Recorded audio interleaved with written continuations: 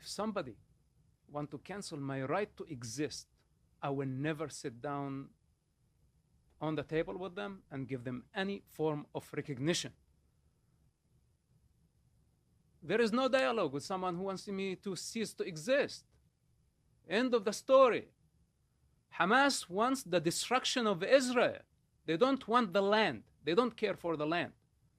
It's basically like someone entering the negotiating room and saying, let's negotiate. But after this, I'm going to shoot you in the head. So what's the point of the negotiations?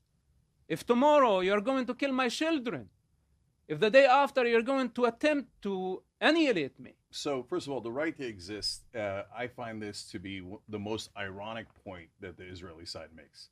So they say, we are not allowing Palestine to exist. We've occupied them for 57 years. And now Netanyahu's government says, I will never allow them to exist. And then turns around in the next sentence says, can you believe they don't want us to exist? I mean, that's patently absurd. You do exist. There's nothing they could do about your existence. You're backed by the largest military in the history of humanity. But meanwhile, you are literally preventing the state of Palestine from existing.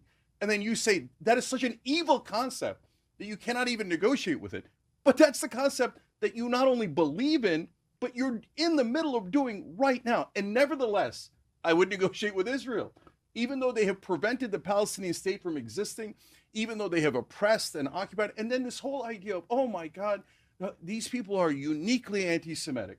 What did you think was going to happen? I hate that they're anti-Semitic, but if you occupy someone for 57 years, did you think they were going to love you? So you're building your argument on the false narrative of occupation. Okay. So this whole story of occupation and the victim mentality and why they are entitled for revenge and inflicting pain on Israel and destruction on a peaceful communities because they have been occupied. But then we say, did Palestine ever exist? No, it didn't. It was not a country. It's not a people. It's not an ethnic group. It's not a race.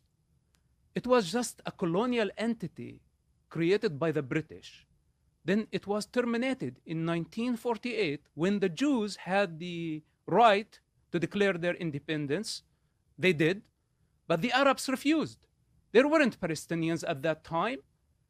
The Palestinians were Jews, Arabs, Druze, Christians, everybody who lived in that territory during the colonial era. All of them were called Palestinians. So if this is the truth of the situation, then there is no such thing as occupation. Yeah. And the entire tale that you are building on the occupation allegation is false.